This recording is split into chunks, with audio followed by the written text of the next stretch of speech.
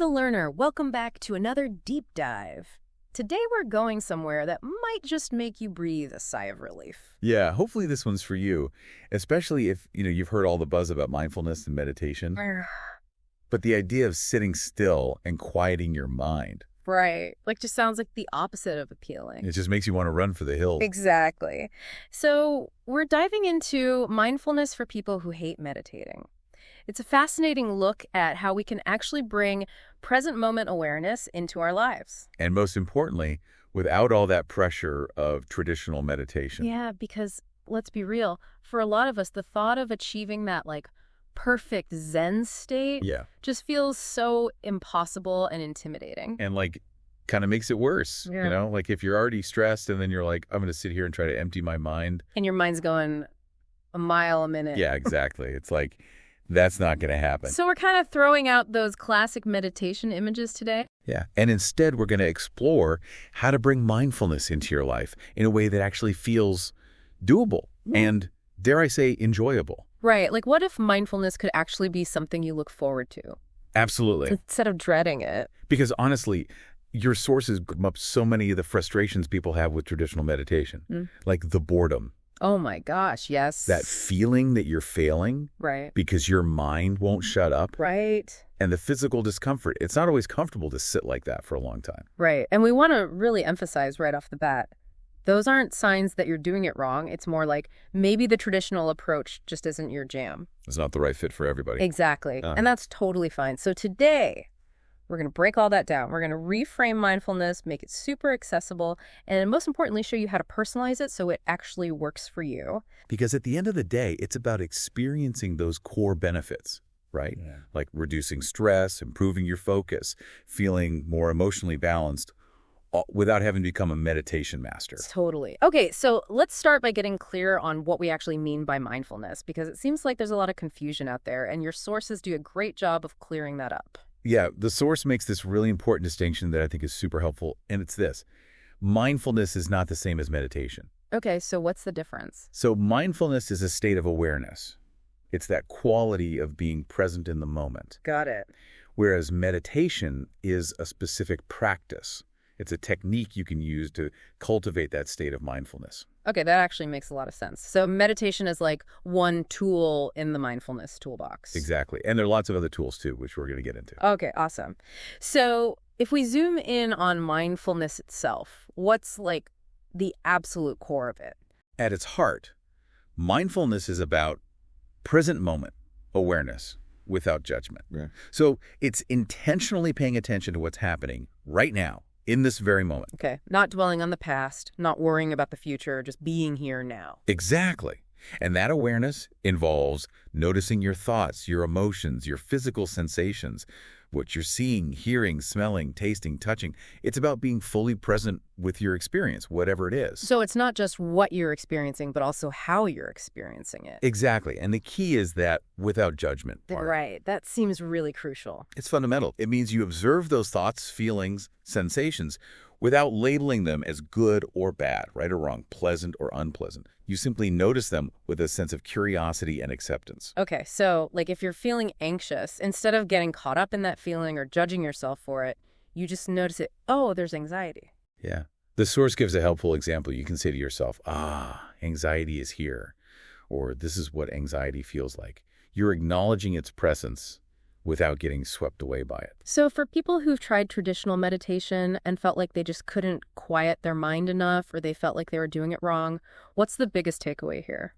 The liberating message here is this.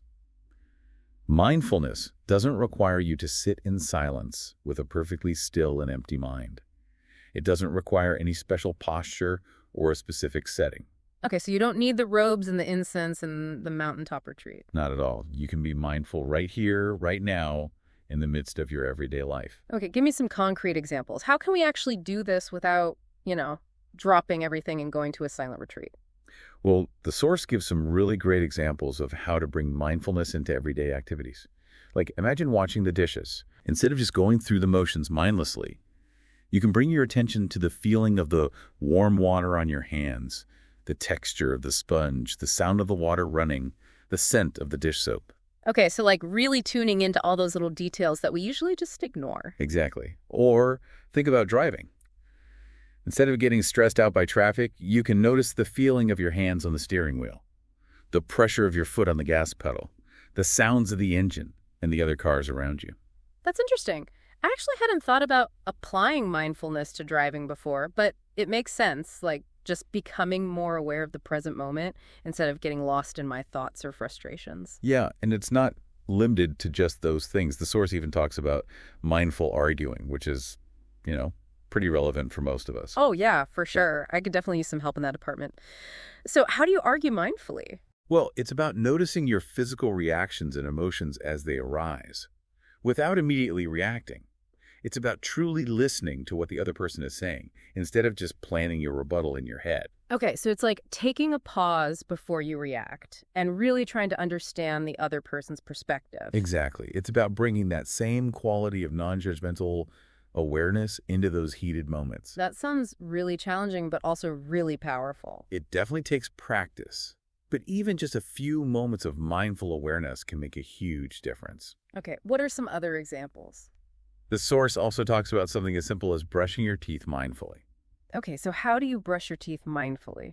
It's about really paying attention to the sensations of the bristles on your teeth and gums, the taste of the toothpaste, the movement of your hand. Right, instead of just zoning out and thinking about your to-do list. Exactly. Or you can even be mindful while drinking your coffee or tea. Okay, so noticing the aroma, the warmth of the mug, the taste. Yeah, all those little details that we usually just gloss over. I love that. So the takeaway for you, the learner, is that mindfulness isn't this separate activity you have to squeeze into your already busy schedule. It's more about bringing a different quality of attention to the things you're already doing. Exactly. It's about infusing your everyday life with mindfulness. And, for those of you who are maybe a little skeptical, the source then dives into the science behind mindfulness, which I think is super interesting. Oh, good. Because I know some of you out there are thinking, okay, this all sounds nice, but does it really work? Is there any actual evidence to back this up? So what does the research say? Well, the really cool thing is that there's actually a lot of scientific evidence supporting the benefits of mindfulness. Ah, This isn't just some new age woo-woo stuff. right. It's grounded in neuroscience and psychology. Okay, so hard science is backing this up. Yeah, exactly. And one of the key things that the source highlights is this concept called neuroplasticity. Neuroplasticity, what's that? It's basically the brain's ability to change and adapt over time. Okay, so like how our brains can learn new skills or information. Exactly. And mindfulness is like a form of mental training that can actually change the physical structure and function of your brain. Wow, that's pretty amazing. So like working out at the gym, but for your brain. Exactly. Yeah. And the research has shown that mindfulness can have a significant impact on two key areas of the brain, the amygdala and the prefrontal cortex. Okay, let's break that down. What's the amygdala? The amygdala is often referred to as the brain's alarm system. It's involved in our fight or flight response and plays a big role in how we experience stress. Okay, so it's like the part of our brain that freaks out when we're in danger or feeling threatened. Exactly. And what mindfulness does is actually help to decrease the activity and size of the amygdala. So like it's calming down that overactive alarm system. Precisely. It's like turning down the sensitivity dial on your stress response so you're less likely to get triggered by everyday stressors. Okay, that makes sense. What about the prefrontal cortex? What's that all about? The prefrontal cortex, or PFC, is like the brain's CEO. It's involved in all those higher level functions like planning, decision-making, attention, and emotional regulation. Okay, so it's like the more rational, thoughtful part of our brain. Exactly. And mindfulness has been shown to strengthen the PFC and improve its connections with the amygdala. So it's like helping the CEO to better manage the alarm system. Exactly. So instead of immediately reacting to stress with a fight or flight response, the PFC can step in and say, okay, wait a minute, is this a real threat or is it just a minor inconvenience? Oh, I see. So it's helping us to respond to stress in a more measured and thoughtful way. Exactly. And that can have a huge impact on our overall well-being.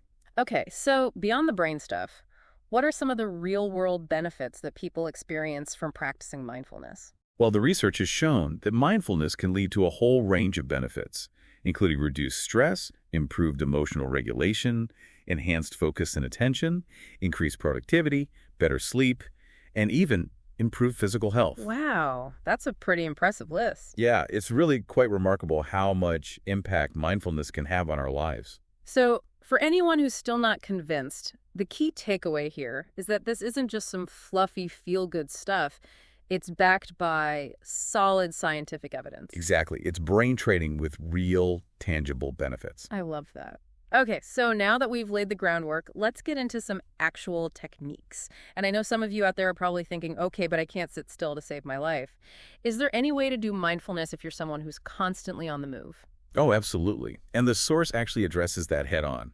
In fact, it starts with a technique that's perfect for the restless souls out there, mindful movement. Okay, tell me more about that. What kind of movement are we talking about? Well, the source specifically mentions walking meditation.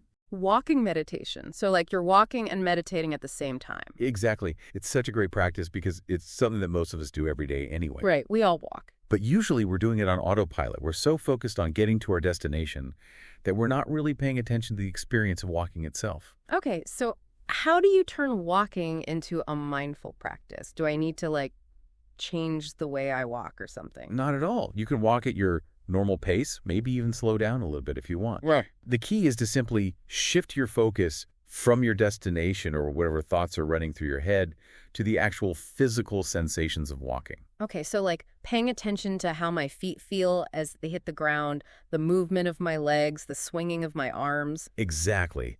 You can notice the feeling of your heel striking the ground, the rolling motion of your foot, the push off from your toes. You can also notice the rhythm of your breath as you walk. Okay, that's pretty simple. What if my mind starts to wander while I'm walking? That's totally normal. The point isn't to have a perfectly empty mind. It's about noticing when your mind has wandered and gently bringing it back to the present moment. Right, so it's like a mental bicep curl. Exactly. Each time you redirect your attention, you're strengthening those mindfulness muscles. I love that analogy. Okay, what are some other mindful movement techniques? The source also mentions something it calls yoga light, or just mindful stretching. Okay, so like yoga, but without all the complicated poses. Exactly. You don't need to be a yoga expert or even particularly flexible to benefit from this.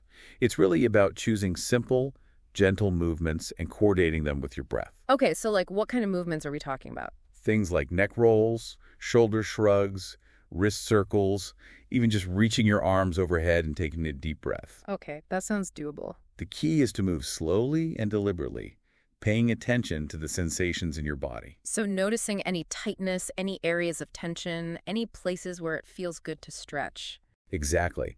And remember, the goal isn't to achieve some perfect pose. It's about being present with your body and noticing how it feels in each moment. That's a really good reminder. So if someone wants to try just a little bit of mindful movement right now, what's a super simple action they could take? The source suggests something really simple. Next time you're in the bathroom, take a moment to just notice 3 physical sensations. Okay, like what? It could be the feeling of your feet on the floor, the coolness of the doorknob as you turn it, the sensation of water on your hands as you wash them. Oh, I like that. It's like a mini mindfulness break. Exactly. And it shows you how easy it is to incorporate mindfulness into even the most mundane parts of your day. I love that. Okay, moving on. What about for people who maybe aren't so keen on movement and prefer something a bit more grounded and focused? Well, the source has a great section on something called sensory anchoring. Sensory anchoring, what's that? It's basically using your senses as a way to ground yourself in the present moment. We're constantly bombarded with sensory input, but often we're so caught up in our thoughts that we don't really notice it. Right, like we're kind of on autopilot. Exactly. Okay. So sensory anchoring is about intentionally tuning in to one or more of your senses and really paying attention to what you're experiencing. Okay, give me an example. One example is mindful eating. This isn't about dieting or restricting what you eat. It's about really savoring the experience of eating. Okay, so like instead of just shoveling food in my mouth while I'm scrolling through my phone. Exactly. With mindful eating, you slow down and really pay attention to the look, smell, taste, and texture of your food. You might even notice the sounds of your chewing. Okay, so it's like making each bite an experience. Precisely. And it can actually help you to enjoy your food more and feel more satisfied with less. That's a win-win. What are some other examples of sensory anchors? Well, you can also use sound as an anchor. The source talks about mindful listening, where you just sit quietly and listen to the sounds around you. Okay, so like listening to the birds chirping or the rain falling or even just the hum of the refrigerator. Exactly. And you don't have to analyze or judge the sounds. You just notice them, allowing yourself to be immersed in the soundscape. That sounds really calming, actually. It can be. Mm. And then there's touch. You can use your sense of touch as an anchor by really paying attention to the physical sensations you're experiencing. Okay, so like noticing the feeling of my clothes on my skin, the warmth of the sun on my face, the texture of the carpet under my feet. Exactly. Or you could pick up an object and really explore it with your hands, noticing its weight, texture, temperature, and shape. So it's about bringing our attention to the physical world around us and really tuning into our senses. Exactly. And the source actually gives a really helpful little script for you to try. Engage one sense fully for 30 seconds, no multitasking. Okay, that's a pretty simple challenge. It is. But it's a really powerful way to show yourself how just a tiny bit of focused attention can bring you right into the present moment. I love that. Okay, so we've got movement, we've got our senses. What about for the creative types out there? Is there a way to tap into mindfulness through creativity? Absolutely. Yeah. And the source has a whole section on this because for some people, those more active, creative approaches are actually a better fit than traditional stillness. Okay, so what kind of activities are we talking about? The source mentions doodling and Zentangle as great examples. Doodling, like just drawing random things on a piece of paper. Yeah, but with a mindful twist. Instead of just letting your mind wander, you really focus on the process of doodling. You notice the feeling of the pen or pencil in your hand, the texture of the paper, the shapes and lines that you're creating. Okay, so it's about bringing awareness to the act of drawing itself rather than being attached to the outcome. Exactly. And Zentangle is similar, but it's a bit more structured. It uses repetitive patterns to create these intricate designs. Oh, I've seen those. They're really beautiful. They are. And the process of creating them can be incredibly meditative. What about other creative activities? Well, the source also talks about journaling as a form of mindfulness. Okay, so like writing down your thoughts and feelings. Yeah, but it's more about free writing than structured journaling. You just set a timer and write whatever comes to mind, without censoring yourself or worrying about grammar or punctuation. So just letting it all flow out. Exactly. It's about getting those thoughts and feelings out of your head and onto the page, and then observing them without judgment. That sounds really therapeutic, actually. It can be. And then there's music.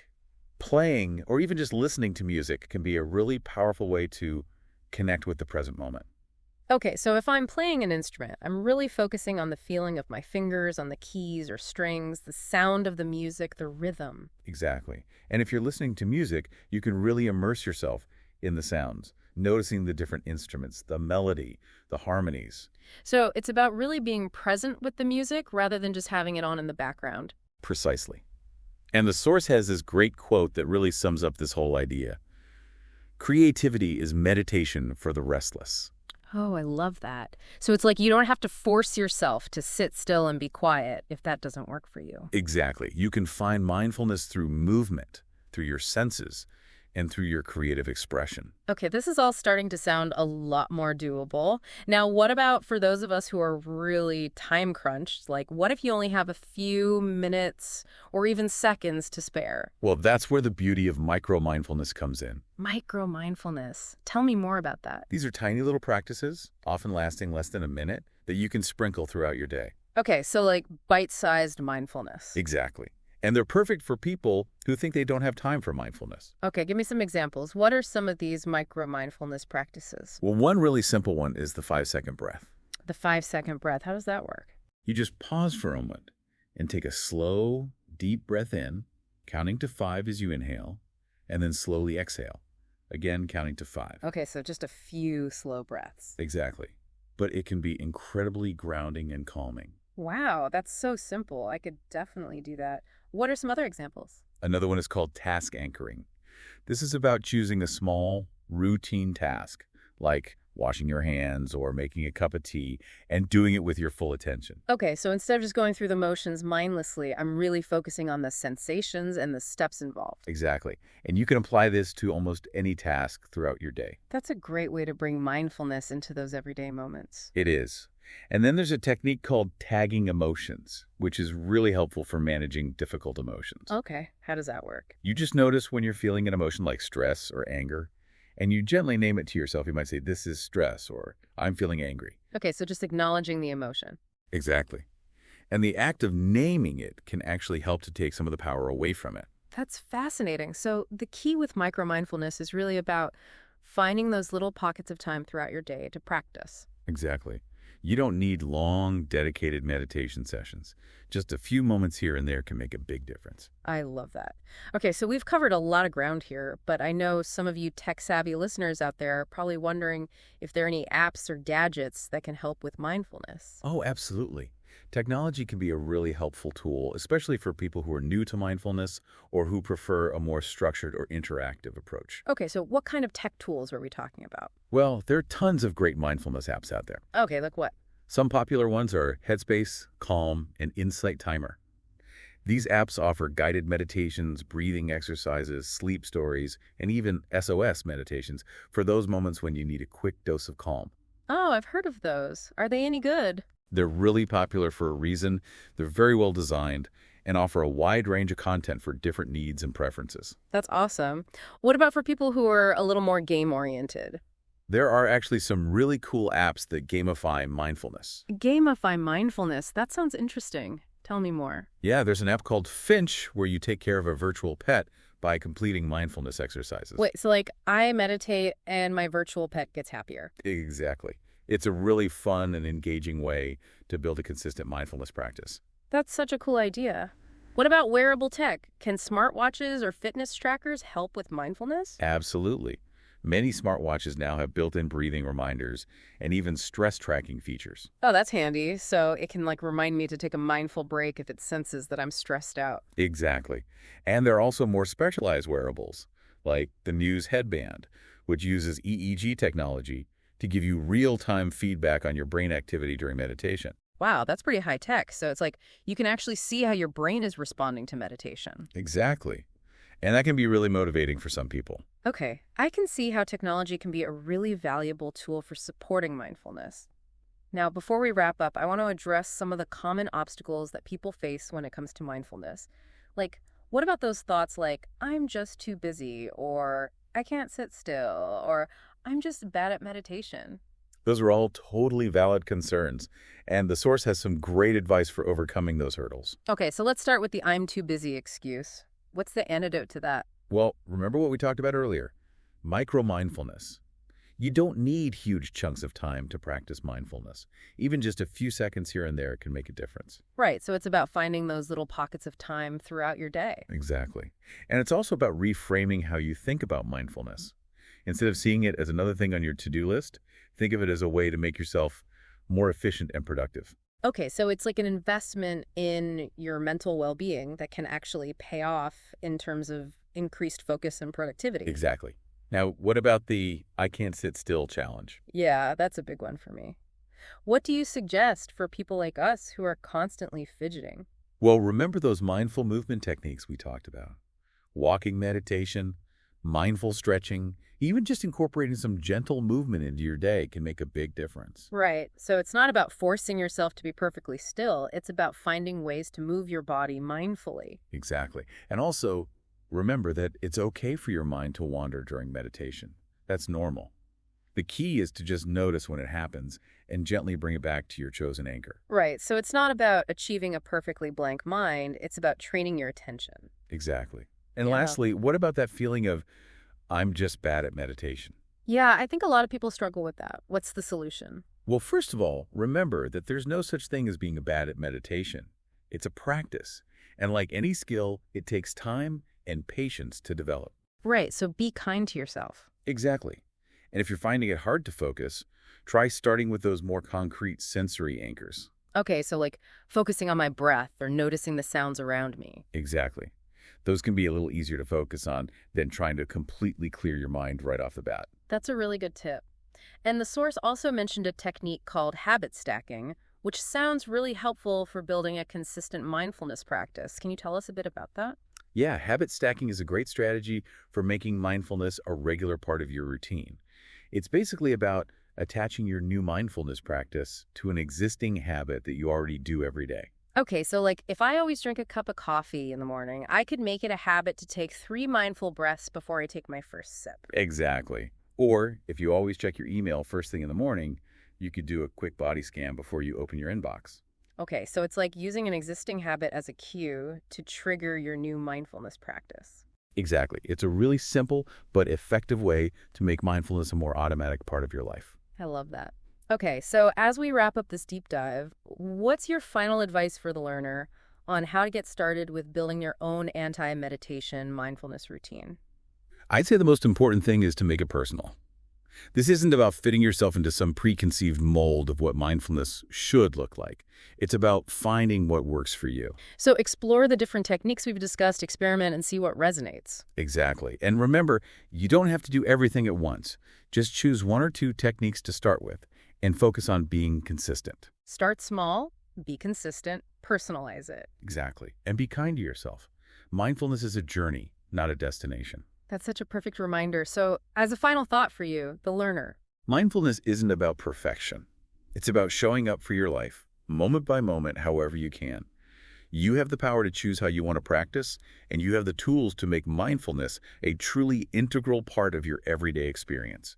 So go out there, experiment, explore, and discover the incredible power of present moment awareness in your own unique way. thank you so much for another fascinating deep dive. It's been a pleasure. Until next time, keep learning and keep diving deeper, the learner. See you next time.